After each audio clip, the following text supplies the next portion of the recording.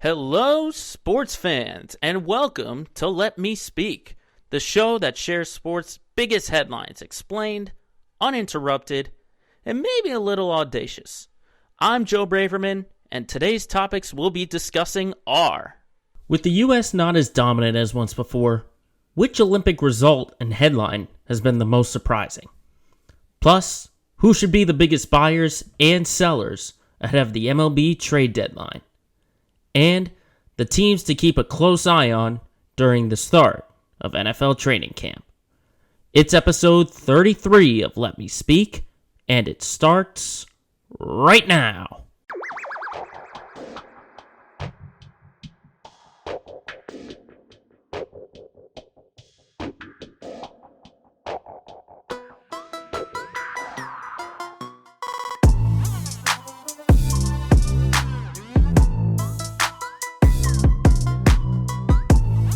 What is up, everybody, here on Thursday, July 29th, 2021, episode 33 of Let Me Speak. Thank you for joining, and today is a very special episode because for the first time, if you're watching us on YouTube, you get to see a visual likeness. You get to see what I actually look like. Yes, this is sort of my recording studio, if you like to say. It's just my bedroom, but we made a couple modifications to it. But this is very exciting. It's been all audio. You've only been able to listen if you've tuned on to anywhere. Now, if you go onto YouTube, you get to watch and kind of see the gears turning literally in my head as I'm speaking. And just pointing out some features here, you can see over my shoulder, right over here, is a very special poster. It is the Make Your Mark softball tournament, which goes on in my hometown of Northborough, and that's actually me, if you could sort of see it, me in the green shirt. That's next to my dad, who's next to my brother, who's next to the great Mark Fidrich, the legendary softball or MLB pitcher, former Cy Young winner. If you didn't know who he is, just Google him and you'll get to learn all about it if you don't know about him already. And then obviously, you know, you gotta get the game going on right over here. Got the mini hoop going on, but it's very exciting. I'm really excited to get this thing going. Finally get to almost feel like talk to all my listeners out there, because I've only been talking to myself, but it feels like I'm actually talking to some people right now. So, you know, enough of the introductions. Let's just get right into it. And obviously, everyone is talking about the Olympics, which has been going on. It's been about a week since the opening ceremonies happened on Friday, and I got to tell you, there are a couple of moments that might be a little bit surprising. I mean, it's no surprise that the U.S. is still in a great spot in terms of medals. I mean, they're first overall in total medals. I think they have like 7 more. I think 7 more than any other country. But they're third in total gold medals, which, I don't know, I guess to me, at least, it seems kind of surprising. And it just seems like athletes who were once dominant and teams who have been, you know, dominating over the past number of years, they've been dethroned. That's the biggest thing. You know, I mentioned it last week with U.S. men's basketball. You know, you're seeing it with women's soccer and all of that. So it feels different. And like I said last week, it's a different kind of Olympics. So it's really just a different kind of atmosphere out there. But obviously the biggest headline in the U.S. at least is the greatest gymnast of all time, Simone Biles, pulling out of virtually all the gymnastics competitions. She started by pulling out of the team and then pulling out of the all-around individual events, citing that it was a mental health. And we actually found out just a few short days ago some of the reasoning, not just the mental health, but there's this thing called the twisties, which is basically a body, you know, I don't remember exactly what the definition was that Biles gave, but it's just you have an involuntary spin or something like that, and things can go really wrong. But really just everyone's talking about the mental health kind of thing, because, you know, there are some people who, you know, everyone's going to respect if they say it's mental health. In this day and age, everyone's going to say if it's something mental and taking on mental health, go ahead. No one's going to blame her. No one's going to blame her if the headspace wasn't all there. That's really the biggest thing, is that because she cited the mental health, which no one's going to question that it is, because no one knows Biles better than Biles herself. No one's going to question it except for the dummies out there who think, oh, she pulled out for selfish reasons, which is absolutely ridiculous. I think, it's still hard to form a conclusion around this, but I think, she's just too good. I mentioned the greatest gymnast of all time. I'm going to make that claim. I don't care what other kind of arguments there are, but she's just too good, because the team did win silver. I'll give them credit for that. In the all-around team event, they won the silver. But I just think she's too good for any other gymnast to really pick up her slack. Because if you've seen the videos leading up to the Olympics, she's been blowing everyone away. She's been doing like double backflips with 2 full spins or 3 full sprint spins. It's unbelievable. And that's why it was kind of surprising to see her pull out of all these events. We're only able to judge like what we see rather than what goes on behind the scenes or what goes on in her head. So I'm not blaming Simone Biles at all for pulling out if it says it's about mental health. But sometimes that just happens. It's one of those things. Everyone has a bad day. Unfortunately, it was on one of the biggest stages in the entire world, not just the U.S., but the entire world. And it just sucks to see Simone Biles, because I think, if you ask other countries, there's some kind of camaraderie that says, like, they wanted to see Simone compete. I think that was the biggest thing, is that they wanted to see her compete, which obviously is going to suck if she's pulling out and you're not going to be able to see that. But again, the mental health is number one. It's the number one thing. And if Simone Biles wants to pull out and sort of do that sort of thing, then albeit, because mental health in this day and age, 10 or 20 years ago, people would say, just strap up and go out there and compete. Strap up and go out there and compete. That's not what it's like this day and age. There's the old saying that your dad says, rub some dirt on and get back out there. That's not the case anymore. Not in this day and age, which is really gonna be tough. But again, we're not really gonna know unless we hear, some behind the scenes things, if someone was watching Biles in warm-ups or something like that. So, it was shocking. It was definitely shocking to see and hear that Biles will pull out. But, there are good news for, the U.S. gymnastics. I mean, they just won last night. Sunisa Lee winning the women's individual all-around. So, I mean, credit to her for doing that. But, again, the thing with Simone Biles is I still can't form a perfect opinion on how this goes or my total reaction to it. I react that Simone Biles is totally in her right to be able to pull out if it's a mental health sort of thing. But in terms of, the impact, if it should have happened or not, it's different. Because if she came back in the individual event, then you'd say, okay, maybe it was just a bad day, or maybe it was selfish, any kind of those points.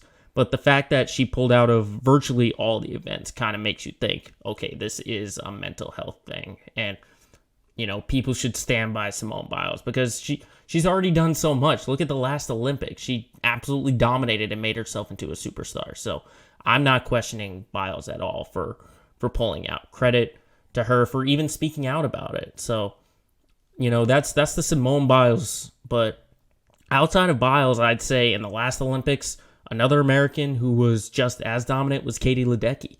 I mean, to see her in this Olympics, in the 2021 Tokyo Olympics compared to Rio, is pretty shocking to me.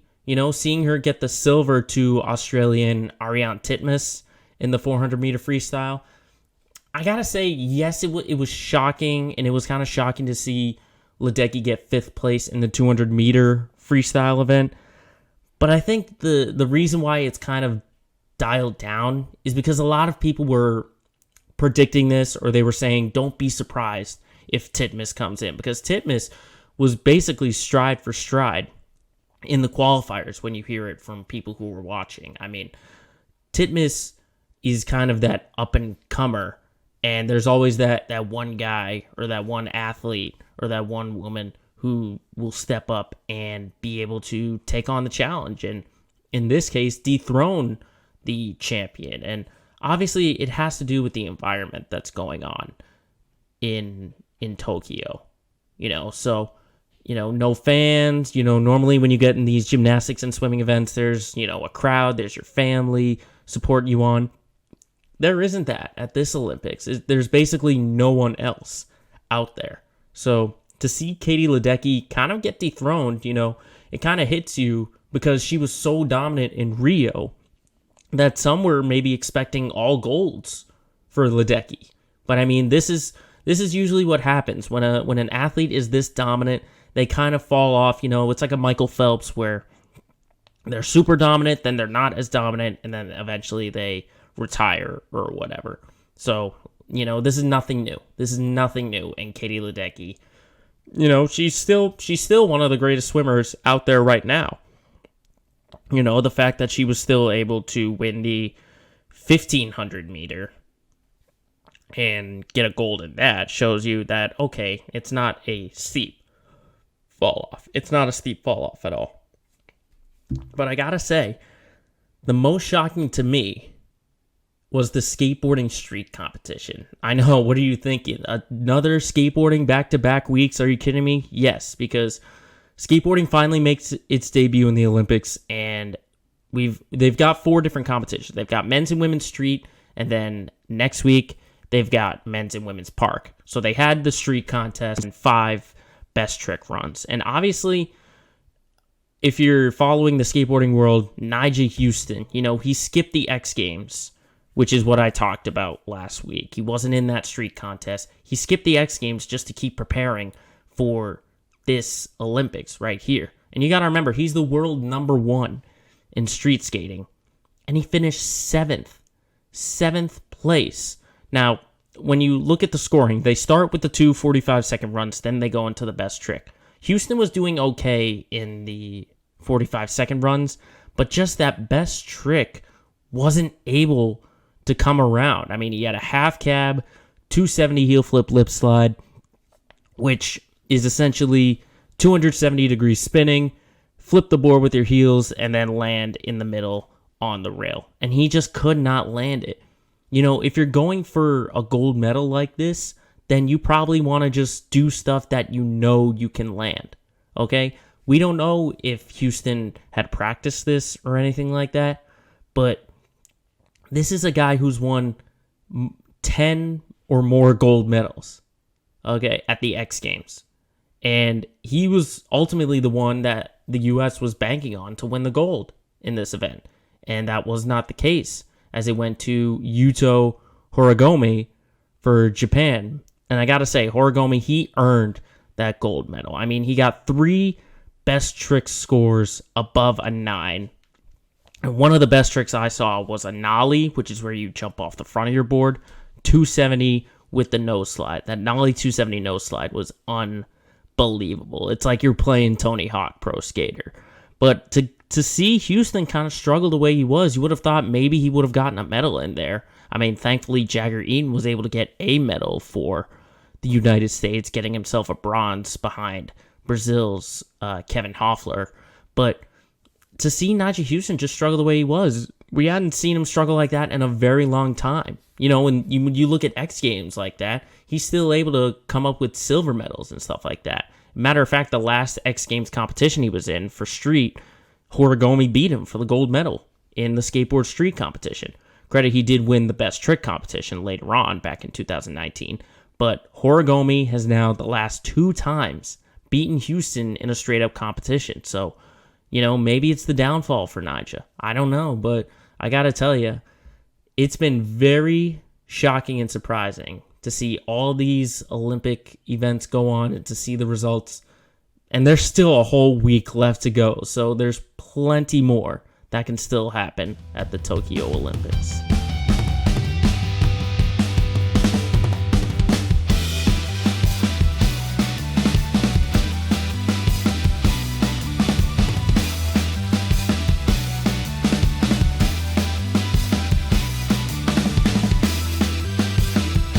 next topic is going to dive into the MLB, and it's one of the most exciting times of the year for any sport, really. It's trade season. Trade deadline going to happen this Friday, 4 p.m. That's when all trades can be made. And we've seen a few deals so far, but we really got to figure out, and we're going to start to realize who are the buyers, who are the sellers, and what teams really need an upgrade to take that next step. I mean, we've seen a few deals so far. The Oakland A's getting Starlin Marte, which is, I think, a really good move for them.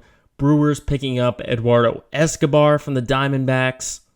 But really, I wanted to dive into what the Yankees did just last night, acquiring Joey Gallo. Now, I will say that it's a good move to get a lefty in that lineup because their lineup is all righties, basically. And I understand they're dealing with a lot of injuries. They had the COVID situation a few short weeks ago. But still, this is a team that is not going to make the postseason. You know, I don't know why the Yankees continue to see themselves as buyers instead of sellers. I get they're 2.5 games out of that second wild card spot. But come on, you've got the Blue Jays coming. You got to chase the Mariners. You got to chase the Athletics. I think the Athletics are a better team than the Yankees. So I don't really see New York turning into a postseason team. I don't think they really have a chance. I really don't think that they have a chance to get into the postseason. I think what you see right now with division leaders, the Red Sox, the White Sox, and the Astros, those are your division winners. And then I think the Rays and the A's are going to make that wild card game in the American League. So sorry, New York. You know, it's good to get a lefty in that lineup, but you're still not going to make the postseason because you still have all righties and your pitching sucks. Absolutely sucks. But obviously the biggest name that is still out there on the market is Max Scherzer. I mean, if you've got a guy like Max Scherzer out there, like that should be half of the league should be wanting to get him. If any team thinks they are in contention to chase after a postseason spot, you go and get Max Scherzer. Now, we've heard a lot of discussion from Max saying that he would waive his no-trade clause because he's got that in his contract, and he would do that for a West Coast team. And immediately when I read that, the light bulb went off, and I'm thinking the Dodgers, the Giants, and the Padres are going to be after this guy. And you got to remember that LA, San Fran, and San Diego are first, second, and fourth, respectively, in team ERA in the entire MLB. So I think all three of those teams are going to be buyers, I know for sure.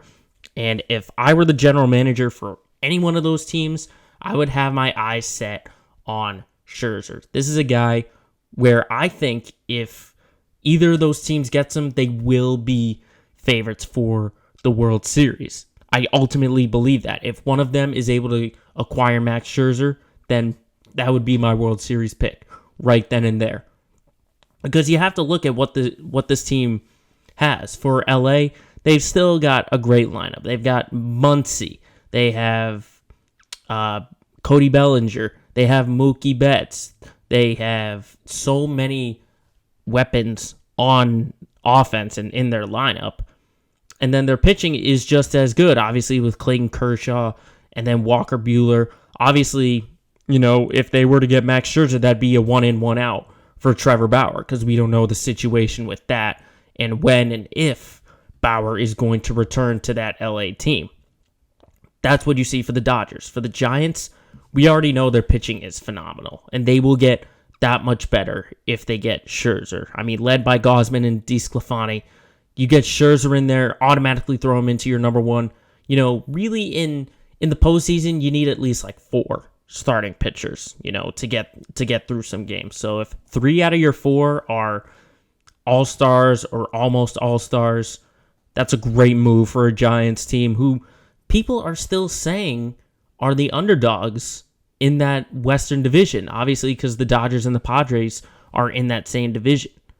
But then speaking of the Padres, for San Diego, you know, they confused me a little bit in acquiring Adam Frazier from Pittsburgh because he's a second baseman, but they already have an all-star second baseman with Jake Cronenworth. So there's going to have to be a lot of moving around.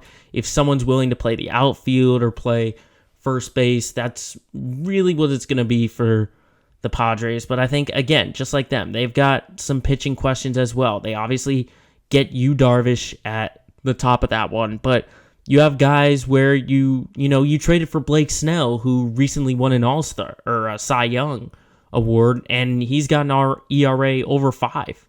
So maybe getting Scherzer would just tighten that up.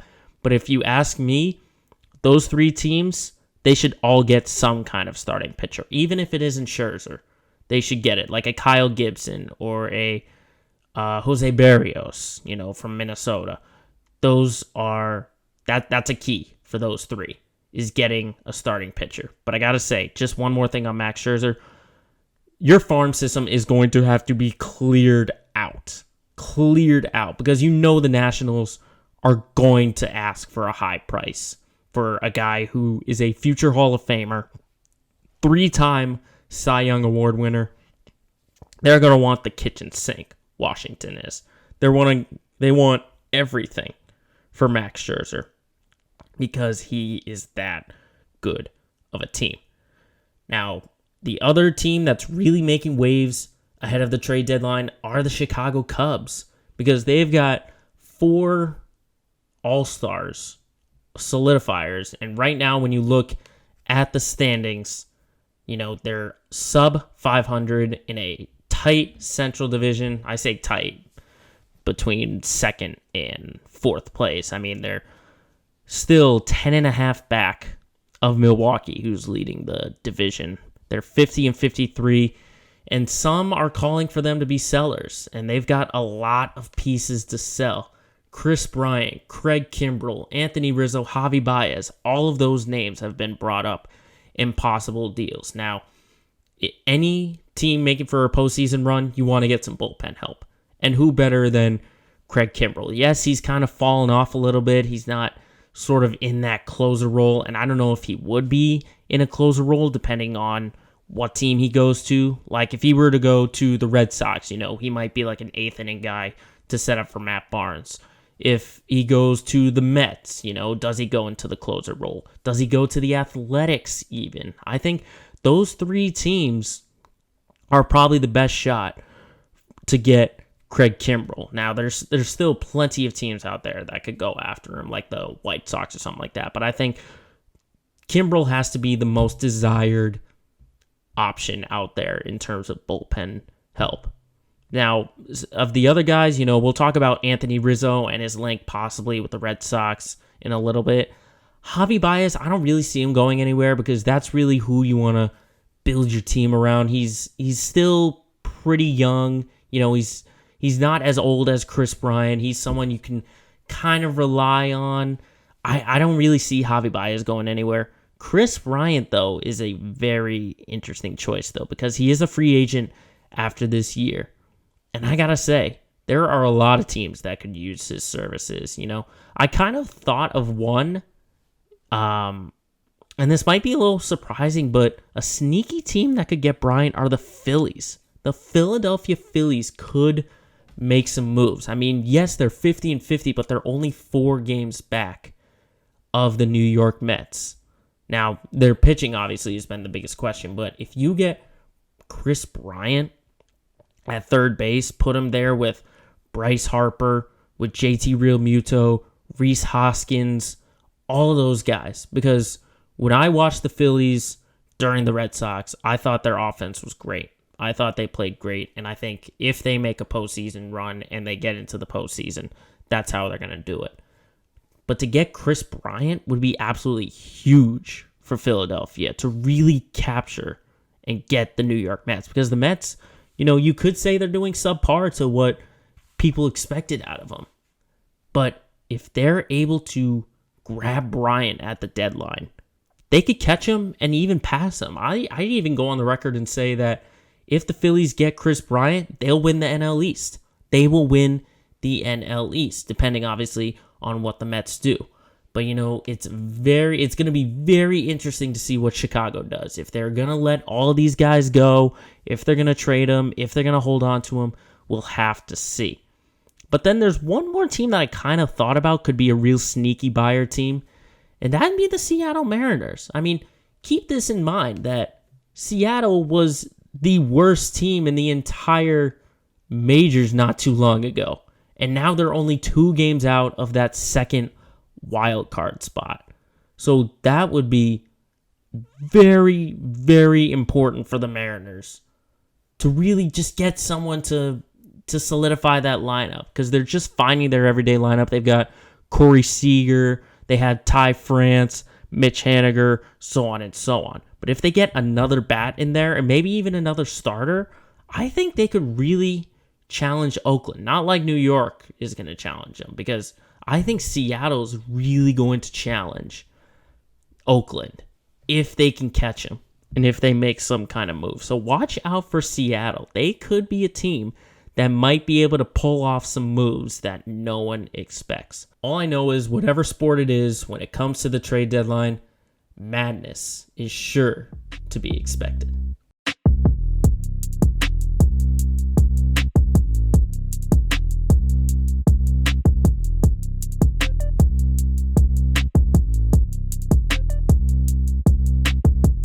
Up next, we got to talk about the NFL. Training camps just getting underway for basically all teams. I mean, the preseason starts in a week. We get the Hall of Fame game a week from today between Steelers and Cowboys, and then the preseason slate after that.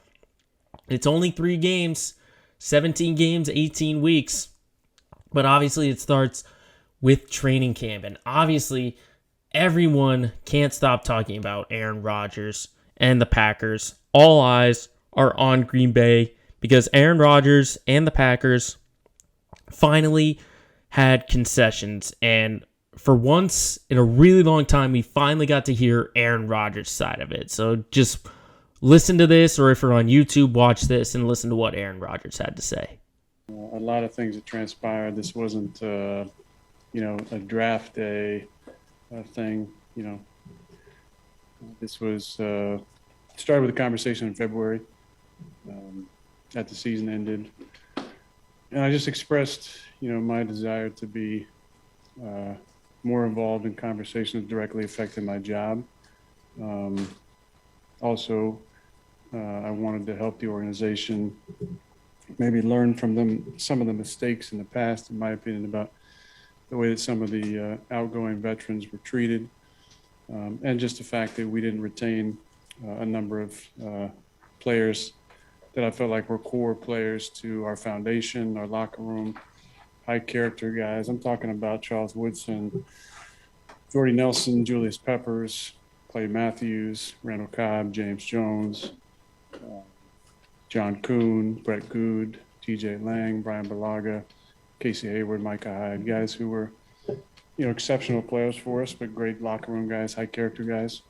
Many of them who weren't offered a contract at all, or were extremely lowballed, or were, maybe in my opinion, not given the respect on the way out that guys of their status and stature and high character deserved. And then it kind of progressed from there into a commitment for the 2021 season and beyond. That really wasn't given at any time. So for me, I had to assess the situation, not necessarily wanting to be a lame duck quarterback, especially after an MVP season, which I think you can understand. And then the other part in February was wanting to be a part of conversations involving free agents, which has never happened in my career. I've trained with a number of NFL guys most of my career in the off seasons. My agency, Athletes First, has had a number of high draft picks over the years. I've tried to pass along information.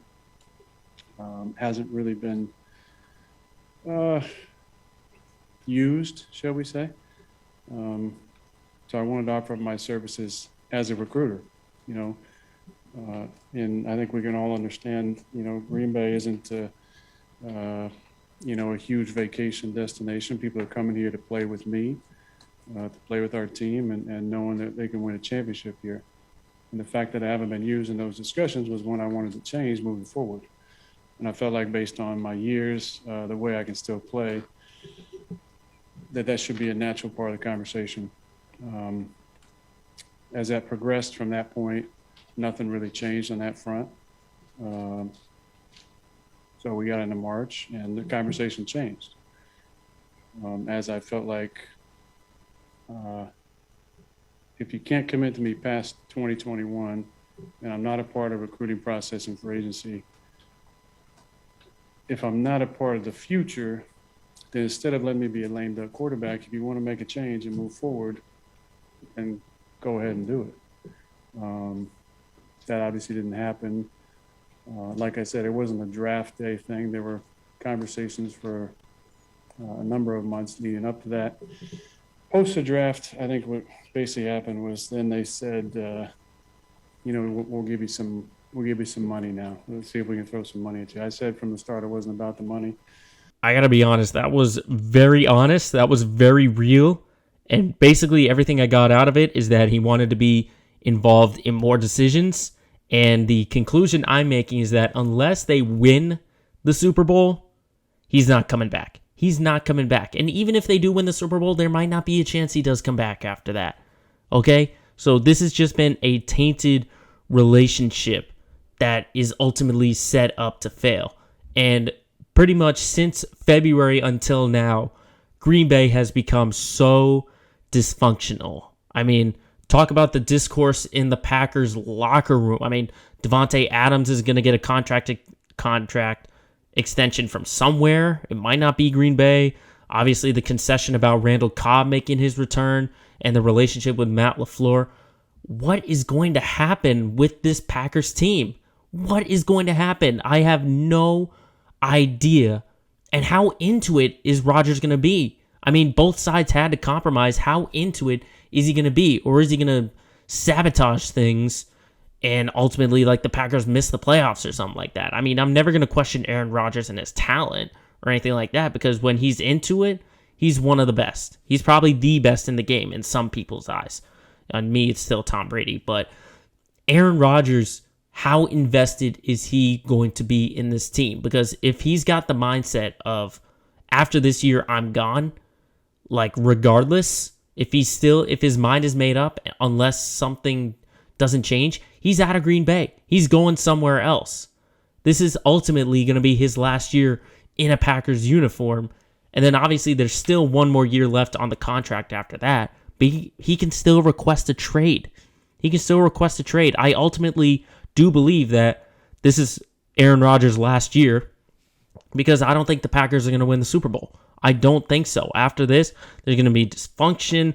There's going to be a whole lot of mess, not only in the front office, but in the locker room. It's going to be chaos for Green Bay, and there are going to be so many eyes locked in Green Bay and in that locker room pretty much the entire year. Until that Packers season comes to an end, there are going to be questions about, after they lose a game, was Aaron Rodgers into it? What's the relationship like in the locker room? We don't know that until they get into some game action. So it's going to be entertaining, I'll tell you that. It's going to be very entertaining to see what happens in Green Bay, because sometimes dysfunction can be a good thing. It can be a very happy thing.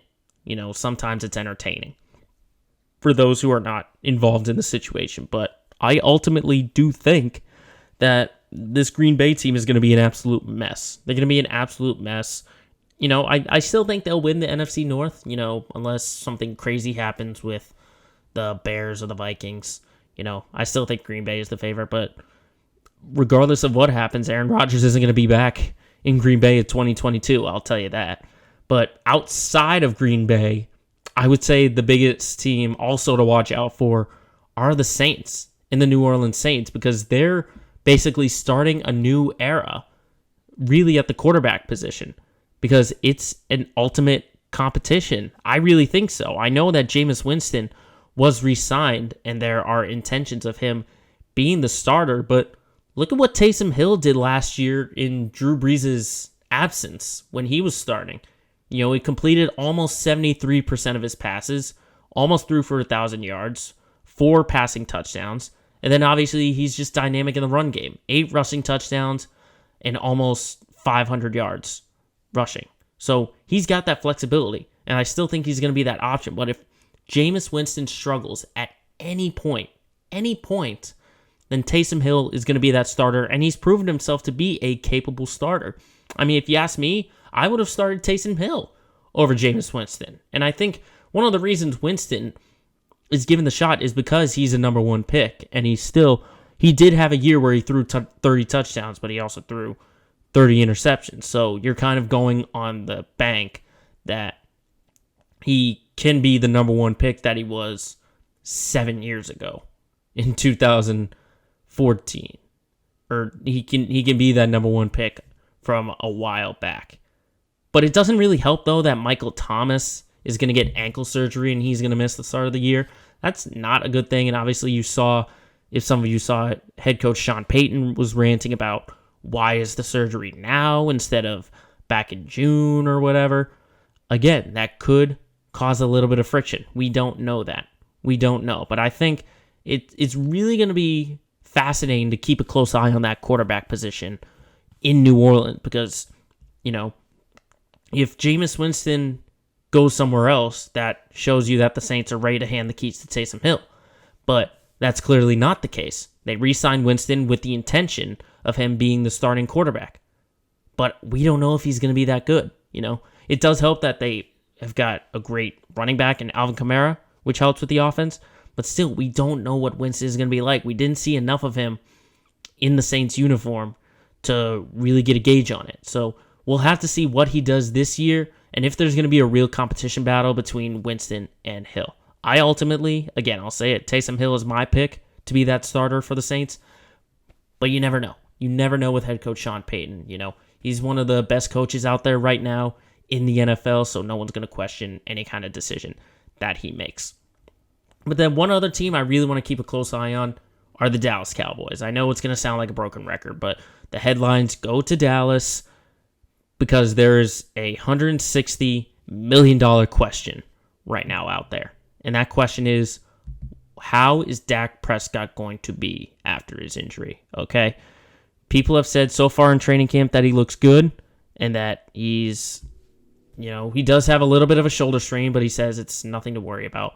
But it's not so much like how he feels physically. It's the physical and the mental effect. That was not a good injury, okay? You have to wonder if he's going to be comfortable doing what he did in the past, rolling out in the pocket, scrambling for a couple of yards if you can't find anybody. Is he going to be a little hesitant now? Because before the injury, he was playing great. I know the Cowboys didn't have a great record, but he was playing great. He was playing absolutely great.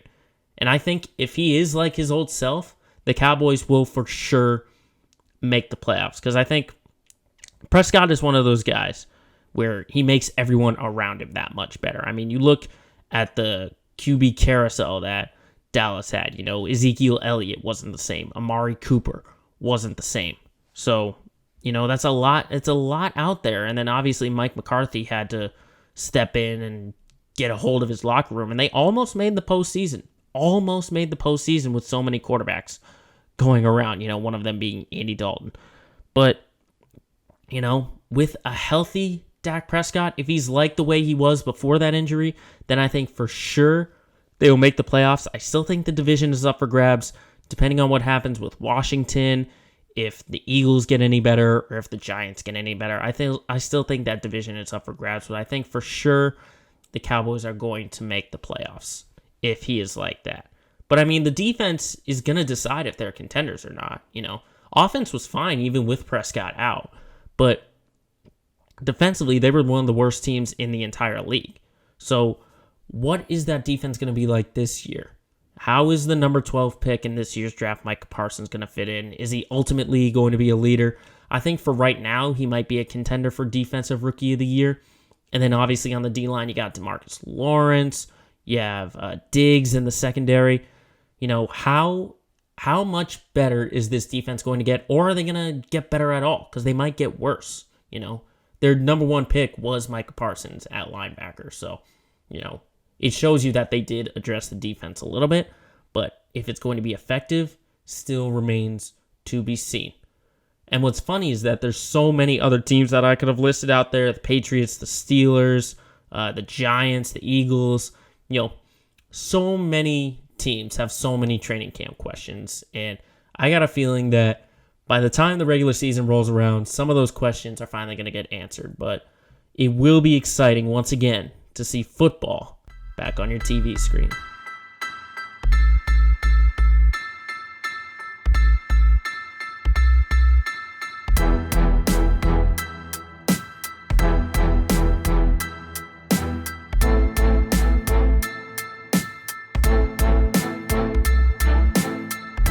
Next up on the show is everyone's favorite. If you're in the New England area, it's our Let's Get Local segment of the week. And there's a lot to talk about, I got to tell you. And we'll talk about 3 of the 4 teams, but just a quick note on the Celtics, because the NBA draft is tonight, and they've only got 1 pick in the second round. So they're not going to get a Cade Cunningham or an Evan Mobley or something like that. So really the offseason is coming down to trades and free agency for them. But that still won't start until August. There are rumors about Bradley Beal, but we'll get into that into a future episode. Right now, we have to talk about the trade deadline with the Red Sox, because obviously they have needs. Looking at where the standings are right now, they are in first place, and this is a postseason team. But it's also, Chaim Bloom has the history of thinking about the future more than thinking about the present. Because remember, he was with Tampa. Tampa wasn't really that good until last year in the shortened season. Now he's with a high market team in the Red Sox, who are already postseason contenders. They're tied with the Astros for the best record in the American League. So, this team has to make a move. But it's got to be a move where you're not compromising the future. And I think Chaim Bloom knows that. I think Chaim Bloom definitely knows that this is a team where, yes, you can go out and get some pieces, but you're not going to sell everything out to upgrade, because that's what Red Sox teams have done in the past. There are only a handful of guys who have come up from the farm system, like a Xander Bogaerts, a Mookie Betts, even a Jackie Bradley, just to name a few guys. And Chaim Bloom dedicates himself for that. These are a lot.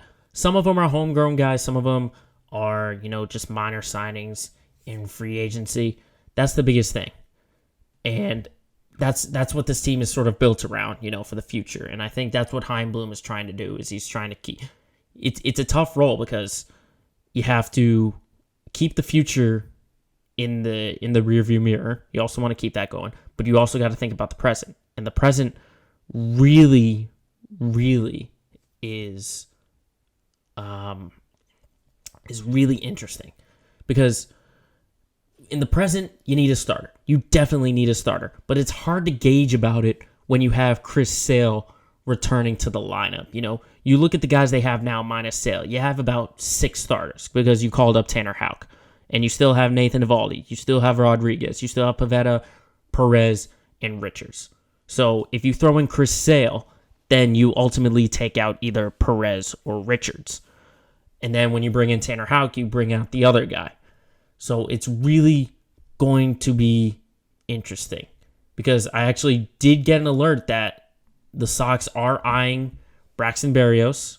I did just get an alert that the Sox are eyeing Berrios, Jose Berrios from Minnesota, and Max Scherzer. They're eyeing him, and Scherzer would even say that he wouldn't mind going to the Red Sox. So just imagine that kind of rotation with Sale in the lineup. So you have one of those 2 guys. You have Sale, Eovaldi, Rodriguez, and probably Nick Pivetta would be another starter in there. And Tanner Houck might be that floater in between the bullpen, because I think you can't lean on Martin Perez. You can't lean on Garrett Richards. Those guys are just, they haven't been good. Yes, they've been making the starts, but they're just too inconsistent. They haven't been what the Red Sox have been asking for. So it'll be really interesting to see what the Red Sox do in terms of the starter market.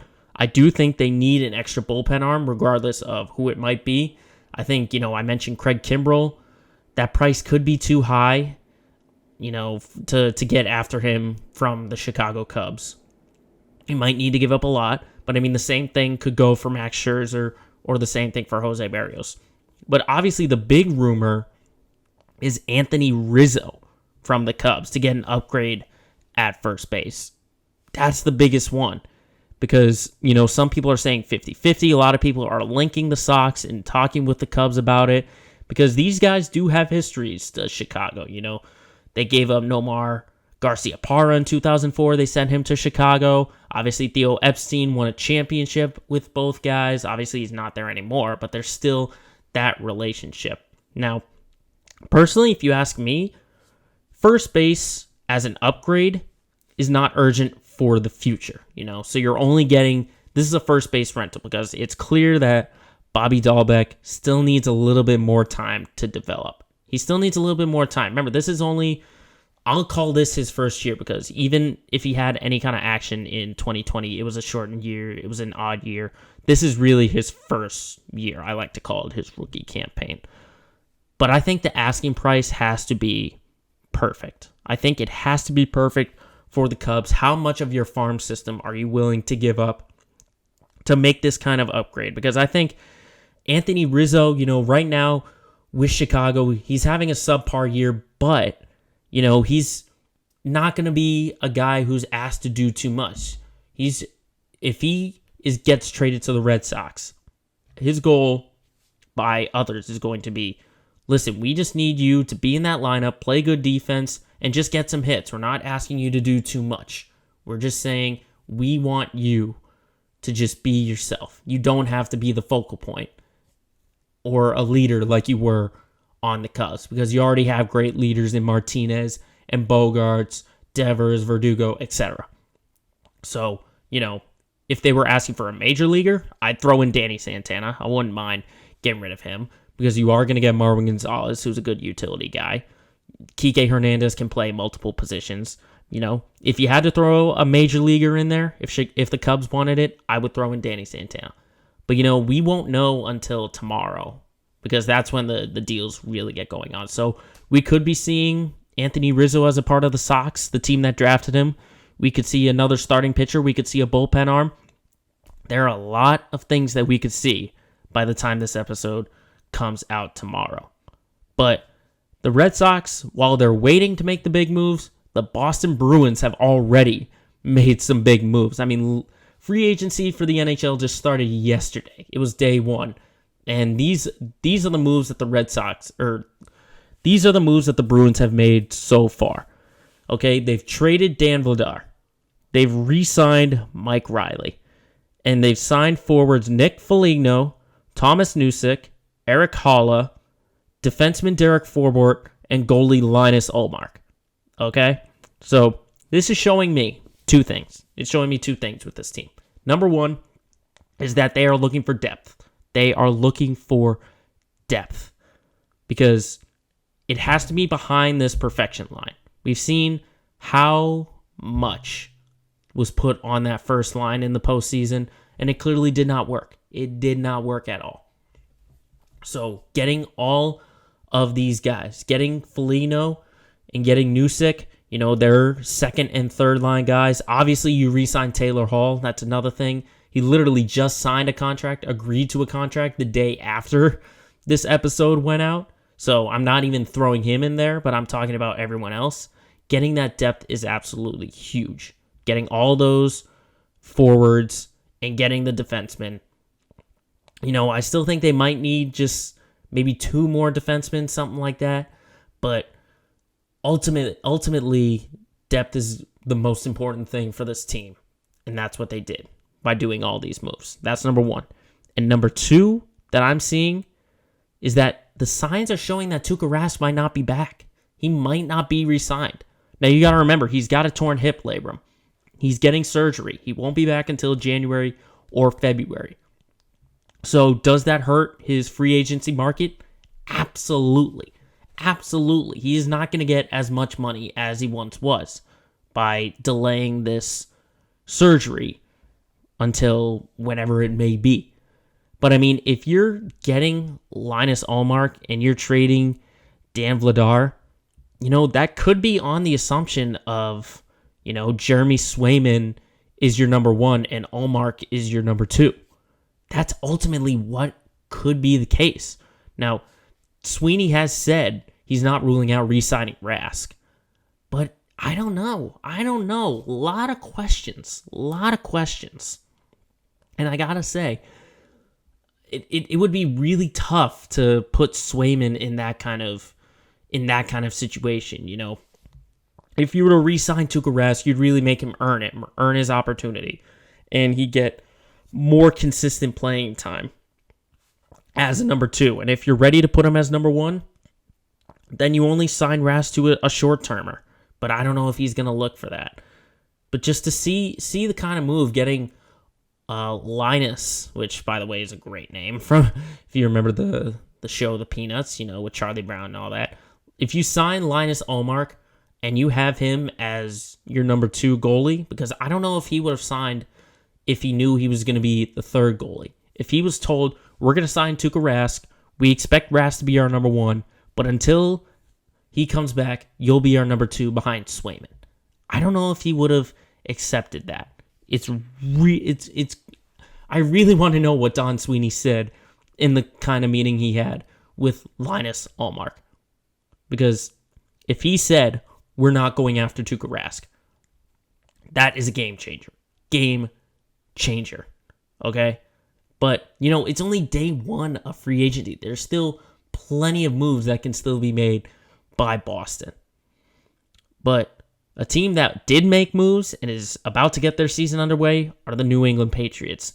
Their training camp getting underway. And I gotta say, if I had a few more teams to list as the teams to watch out for, the Patriots would probably be number 4 or number 5, because they made so many moves that they've got to figure out all these positions. You know, obviously number 1 is quarterback. You know, are you still going to trust Cam Newton to be the number 1 guy? Or is Mac Jones going to do stuff in training camp or in the preseason to get himself ahead of Newton and maybe be that number 1?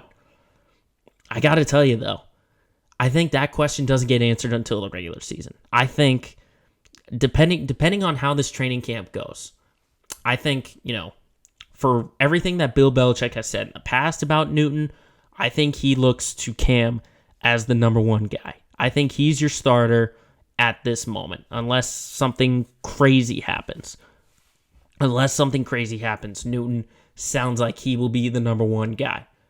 And it's probably going to take about maybe 5 or 6 games, depending on how Newton plays, for Bill to even consider making a change, if he wanted to make a change. Okay, so just this is the schedule for the regular season, okay? Because we know the preseason, they'll play Washington, Philly, and the Giants. But for right now, to start the year, they host Miami, they travel to New York to take on the Jets, they host the Saints, obviously the biggest game of the last 20 years or so, when they host Tom Brady and the Bucs.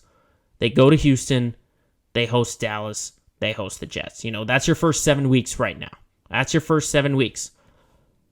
I say by that time, New England should find out who is their quarterback. Who are they going to ride out with this? Because I think this team has postseason aspirations. I think they do. And I think this is a 10-win, 11-win team if everything goes right. But they have to figure out their quarterback situation. They have to figure it out by that time. If not, this team is in trouble.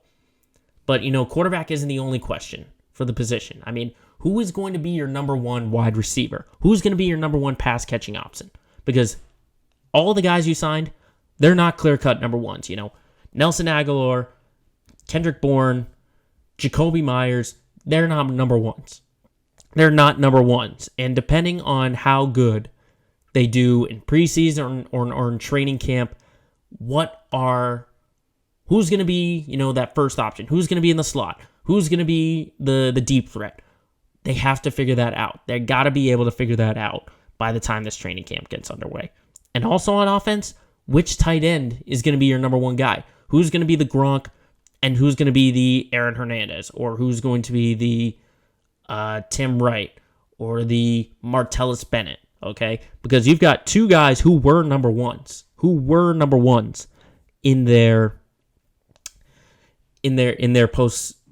past teams. Hunter Henry, number 1 for the Chargers. Jonnu Smith was number 1 for the Titans. Okay, who is more comfortable taking a step back, saying, you know what, you get most of the routes, you take those receptions. You go after it. These are all questions that Bill Belichick and this Patriots team is going to have to answer. But, that's the reason why they have training camp, is so we can get answers to these questions. And it's going to be so much fun to once again watch some Patriots football.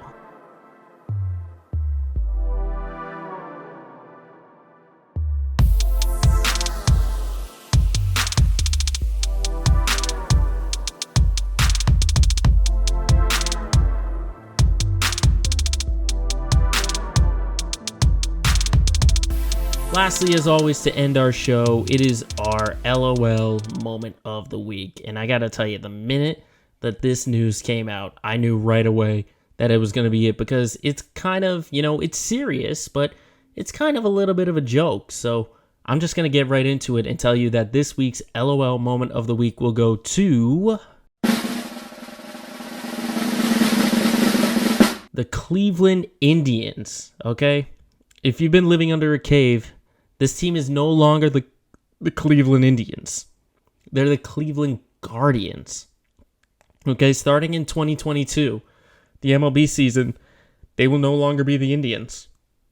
They will be the Guardians. And I got to tell you, this name is laughable. Absolutely laughable. Not only that, look at the logo here. I'm going to throw it up right here, but look at the logo. It's basically a baseball with the letter G and wings. It looks like one of those basketballs that you edit on Flappy Bird, or like the Flappy Hoop. I think that's the name of the app. I'm pretty sure that's what it was called. But, you kind of, when you hear the backstory, it's dedicated to a couple of statues that are in the Cleveland area. But really? The Guardians? I mean, come on. I mean, think about the other names you had. You're home to the Rock and Roll Hall of Fame. You could have been the Cleveland Rockers. I know it sounds kind of corny, but it's better than Guardians. Or you could have been, there was a team in the Negro League called the Spiders, the Cleveland Spiders. You could have gone back to that, do a little bit of honoring of the past. You could have done that. That's insane. The Guardians is a terrible name. I'll tell you what Guardians sounds like. It sounds like the name of a little league team you get when you're 9 years old or 8 years old. We're the Cleveland Guardians. That's like one of those names that, if you're in a classroom and they're like, okay, you're gonna split into teams, give yourself a team name. Let's be the Guardians because we guard our knowledge or something like that. It's stupid. Or you know what it does sound like? It sounds like a really bad comedy spinoff of Guardians of the Galaxy. That's like something that like Comedy Central would make just to spoof Guardians of the Galaxy. That's what it sounds like to me. Cleveland Guardians is not going to sound right, You could say, we've gotten used to some other teams like the New Orleans Pelicans, It's still kind of silly, but it makes sense. The Pelicans make sense because it's the state bird. Just Guardians does not sound like a major league team. It doesn't. There are some teams that are made to be major league team, like the Dodgers. That's a good name. The Yankees are a good team. The Chicago Bulls. That's a great team. Cleveland Guardians just sounds so silly. So silly and ridiculous. They got it done more than Washington, the Washington football team. Okay, and that's a note. That's a note. If anyone on the Washington football team is listening, don't come up with a stupid name like Guardians. You've had 2 years to think about this, and if you come up with something as silly as Guardians, that is going to be sad. Absolutely sad. Because I do like that Cleveland kept the color scheme. I like the navy blue and the red. I like that sort of combination. I just don't like that they kept like the same font and just changed it from Guardians to from Indians. I don't like that. And it's kind of laughable at this change that they made. It's so laughable, when you see like top analysts at the game, let's go to Tim Kirchin and ESPN. What are you seeing in the major leagues? Well, I'll tell you that the Guardians are playing great. That just doesn't sound right. That doesn't flow. It does not flow. Okay? So everyone in the marketing department or team ownership, whatever, etc. for Cleveland, you get a giant laughing emoji because naming yourselves the Guardians have turned yourselves into this week's LOL Moment of the Week.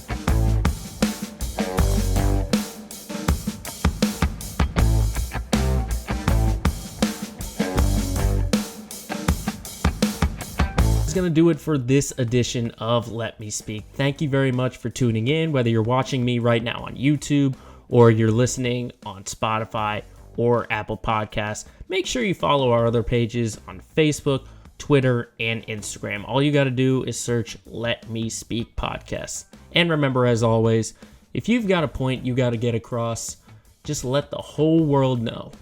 Shut up and let me speak.